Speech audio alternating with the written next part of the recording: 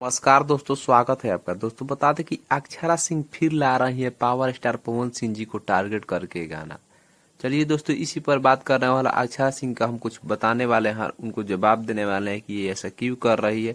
तो दोस्तों पहली बार चैनल पर, तो चैनल को सब्सक्राइब कर लीजिए ताकि हमारी वीडियो आप तक पहुंच सके। दोस्तों बता दें कि अक्षरा सिंह जी की अभी बहुत दिन से फ्लॉप चल रही है, इनका गाना कोई भी वो चल ही नहीं रहा है, लेकिन इसी का कारण जो कि पावर स्टार पवन सिंह जी को टारगेट करके गाना गा रही है। आपको बता दें दोस्तों कि इनके एक ग्लोबल म्यूजिक जंक्शन से गाना आ रहा है, जो कि आप सब टाइटल सुनेंगे तो बहुत गुस्सा हो जाएंगे।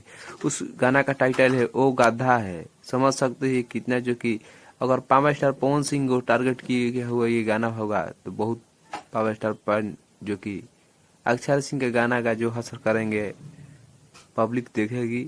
दोस्तों बता दें कि अक्षर सिंह का गाना जो कि पावर स्टार पवन सिंह जी को टारगेट करते हुए ही गाना चलता है, इसी कारण जो कि ये गाना ऐसा गाती है हुलूल जुलूल।